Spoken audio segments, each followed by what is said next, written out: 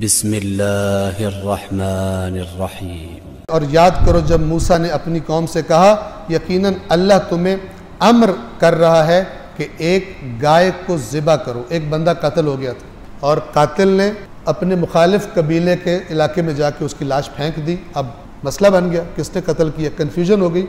हज़रत मूसा के पास आए और कहा, या मूसा आप ये मसला में हल करके दो। अल्लाह ने हज़रत मूसा को हुक्म दिया, इनसे कहो गाय ज़िबा करो। अब कौम जब करप्ट हो, नबी का एहतराम ना करती हो, हर बात में कीड़े निकालती। ईमान नहीं, जिसका ईमान हो कि जो ईमान वाले हैं वो कहते हैं ये हक़ है अल्लाह की तरफ से, ऐसा ही करना। और जो करप्ट है वो कहते हैं भला ये क्या हो गया, तो वो क्या हो गया, तो फलान क्या हो गया।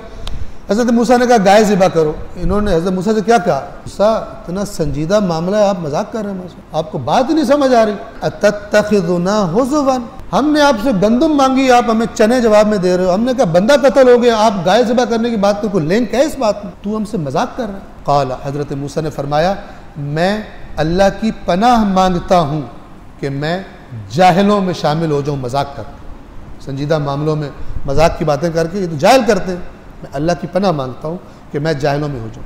कहने लगे अपने रब से, अच्छा कहते हैं मजाक नहीं कर रहे थे, हम समझे आप पता नहीं आप शायद सीरियस नहीं, आपको बात समझ नहीं आई, ये अपने लफ्ज़ों में कह रहा हूँ। अच्छा आप सीरियस है, गाय ज़िबा करनी है हमने, अच्छा ठीक है, तो अब बताएं गाय कौन सी हो। कहा गाय ज़िबा, ये अल्लाह सज़ा देता है। कहा गाय ज़िबा कर दो, कोई सी पकड़ कर दो ज़िबा। जब अल्लाह ने एक चीज़ में कोई कैद शर्त नहीं रखी तो तुम भी आसानी, जो लोग ज़्यादा कीड़े निकालते हैं वो दीन को खुद मुश्किल बना लेते हैं अपने। कहने लगे ये कौम हज़रत मूसा से कहने लगी, अपने रब से हमारे लिए दरख्वास्त कीजिए कि हम पर हमें ज़रा एक्सप्लेन करे, वाज़े तौर पे बताए कि गाय कैसी होनी चाहिए। मूसा ने कहा अल्लाह फरमा रहा है कि वो गाय न बूढ़ी हो न बहुत कम उम्र की, बल्कि दरमियानी उम्र की हो। बस जिस चीज़ का अमर किया जा रहा है वो अब करो। लेकिन ये करने वाली कौम थोड़ी है, बहानों की एक्सपर्ट है। कहने लगे अपने रब से हमारे लिए दरख्वास्त कीजिए, हमें वो बताए कि गाय का कलर कैसा होना चाहिए, रंग कैसा होना चाहिए। हज़रत मूसा ने कहा अल्लाह फरमा रहा है उस गाय का रंग गहरा जर्द और देखने वाले के लिए फ़रहत बख्श होना चाहिए। यानी सिर्फ आम जर्द ना हो, इतना अच्छा खूबसूरत रंग हो कि जो देखने वाले को मज़ा आए देखते हो, कितना ज़बरदस्त कलर है।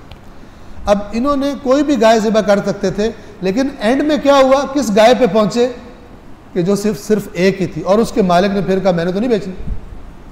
तो फिर इन्होंने कहा बहुत ज़्यादा कीमत अदा करके इनको वो गाय खरीदनी पड़ी।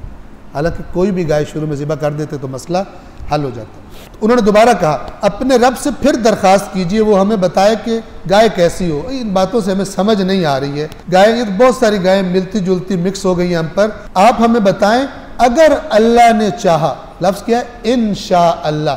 बाज़ आज भी लोग इंशाअल्लाह का लफ्ज़ बोलते हैं, करने का इरादा कोई नहीं हो, जान छुड़ाने के लिए कहते हैं इंशाअल्लाह पूरी कोशिश करें, अंदर क्या होता है करना ही कोई नहीं। ये इंशाअल्लाह वो बनी इसराइल वाली इंशाअल्लाह, यानी बना रहे बहाने हैं, बहाने पे बहाने ला रहे हैं। क्या कह रहे हैं मूसा से, आप अल्लाह से कहें सही तरह एक्सप्लेन करें, अगर अल्लाह ने चाहा इंशाअल्लाह तो हमें पता चल जाएगा, हिदायत पर आ जाएंगे। यानी गाय के बारे में हमें हिदायत हो जाएगी, रहनुमाई हो जाएगी, गाय कौन सी होनी चाहिए। हज़रत मूसा ने कहा अल्लाह फरमा रहा है कि वो गाय ऐसी सिधाई हुई ना हो। आमतौर पर गायों से और बैलों से क्या करते थे, ज़मीन में हल चलवाए जाते थे और पानी निकालने के लिए उनसे काम लिया जाता था। अब फरमाया कि अब अल्लाह की तरफ से एक शर्त का और इजाफा हो गया कि वो गाय सिधाई हुई ना हो, जो हल चलाती हो और खेती को पानी देती हो ना हो, और बिल्कुल सालिम हो, उस पर किसी किस्म का धब्बा भी ना हो, यानी उसके कलर में भी कोई डिफेक्ट, कोई धब्बा नहीं होना चाहिए, वो खेती में इस्तेमाल भी ना होती हो। अब जब ये शराइत सारी पूरी हुई, पूरे बनी इसराइल में वो गाय एक शख्स के पास थी। उसका भी किस्सा है कि जो मैं अब बयान नहीं करता। अब जब ये सारी बातें सुनी, मूसा से कहते हैं अल-आन जिअत बिल हक, अब मूसा तूने ठीक बात की। तो यानी पहले हज़रत मूसा बातिल बातें कर रहे थे, अल-आन जिअत बिल हक, अब हक तूने बोला है। पहले कोई हज़रत मूसा इनको पता नहीं क्या बातें कर रहे थे। ये करप्ट कौमें अपने नबियों के साथ भी, अपने आइम्मा के साथ भी ये सलूक करते। अब आपने ठीक निशानदेही की है, फिर उन्होंने गाय को ज़िबा कर दिया।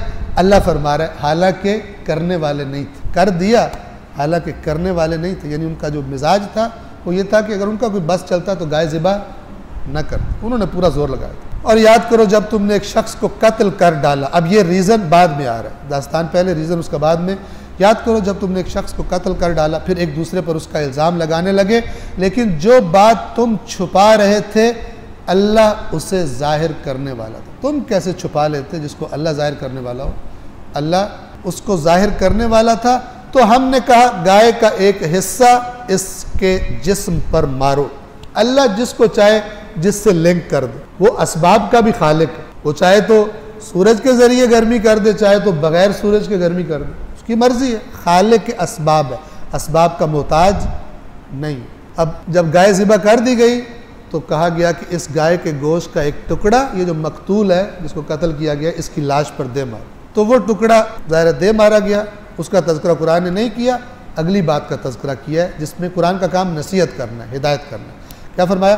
तो हमने कहा गाय का एक हिस्सा उसके जिस्म पर मारो, इस तरह अल्लाह मुर्दों को जिंदा करता है। ठीक है, वो उठ के बैठ गया, वो जो मुर्दा था उठ के बैठ गया और उसने कहा मुझे इसने कत्ल किया, मुझे इसने मारा, और जिस पर इल्ज़ाम लगा उसने मुझे कत्ल नहीं किया और फिर फौत हो गया। अल्लाह ने जब ये किया फिर क्या फरमाया? अब बयान इस एक वाक़ये से पूरा अमूमी बयान हो गया।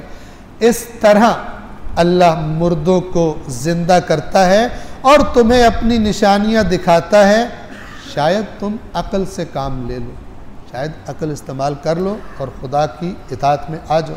फिर उसके बाद तुम्हारे दिल फिर सख्त हो गए। कुछ अरसे के बाद ये वाक़या तुम्हारे सामने हुआ, फिर तुम टेढ़े के टेढ़े, फिर तुम्हारे दिल सख्त हो गए और इतने सख्त कि जैसे पत्थर, बल्कि पत्थर से भी ज़्यादा सख्त हो। अब ये समझाने का अंदाज है। बाज़ दफ़ा कहा जाता है यार इसका दिल तो बिल्कुल पत्थर है, बल्कि यार पत्थर भी टूट सकता है, पत्थर भी टूट जाता है, पत्थरों में से तो कभी चश्मे निकल पड़ते हैं, ये पत्थर से भी ज़्यादा सख्त। ये इस किस्म की बात इस आयत में की जा रही है, ये अंदाज। फिर उसके बाद तुम्हारे दिल सख्त हो गए, बस वो पत्थर की मानद बल्कि उससे भी ज़्यादा सख्त हो गए। क्यों? क्योंकि पत्थरों में से तो कुछ ऐसे भी होते हैं जिनसे नहरें फूट पड़ती, और कोई ऐसा भी होता है जिसमें शगाफ पड़ जाता है, यानी पत्थरों में भी तब्दीलियां हो जाती हैं, तो उस शगाफ में से पानी बह निकलता है। और पत्थरों में से ऐसे भी हैं जो हैबत इलाही से गिर पड़ते हैं। क्या कहा जा रहा है? पत्थर तो अपनी जगह नहीं छोड़ते अपनी जगह, लेकिन बाज़ औक़ात पत्थर भी अपनी जगह छोड़ देते। और अल्लाह तुम्हारे आमाल से बेखबर नहीं है, यानी तुम्हारे इन पत्थर दिलों से कि जिन पर हमारी नसीहत का असर ही नहीं होता, हम तुम्हारे आमाल से बेखबर नहीं। मोहलत दी है, हमने मोहलत दी है, लेकिन हम बेखबर नहीं हैं।